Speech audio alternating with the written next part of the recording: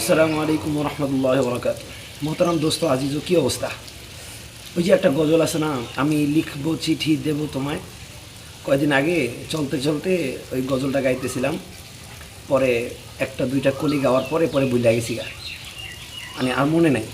তো চিন্তা করলাম যে অন্য সময় যেমন বানায় ফেলাই অমনি বানায় গাইতে থাকি।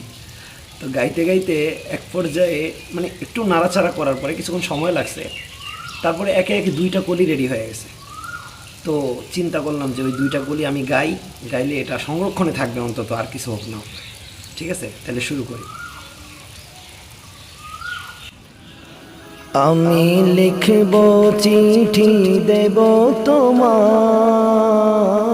পাখি পৌঁছে দিও রোজায়। আমি লিখব চিঠি দেব তোমায়, পাখি পৌঁছে দিও রোজায়। কত ভালোবাসি যে তোমায়, হে রাসূল তুমি দেখা দাও আমায়। কত ভালোবাসি যে তোমায়,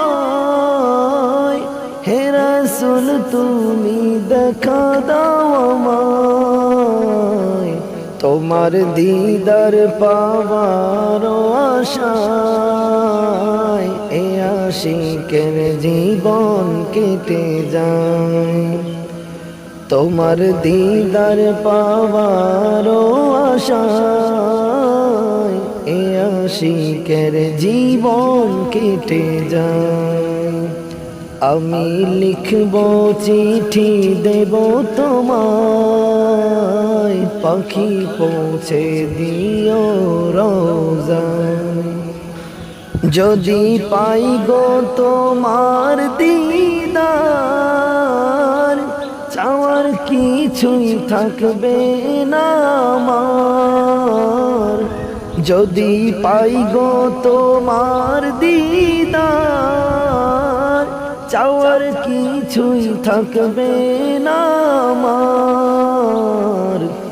স্বপ্নে এসো আমার আঙিনায়, না হয় ডাকো সোনার মদিনায়। স্বপ্নে এসো আমার আঙিনায়,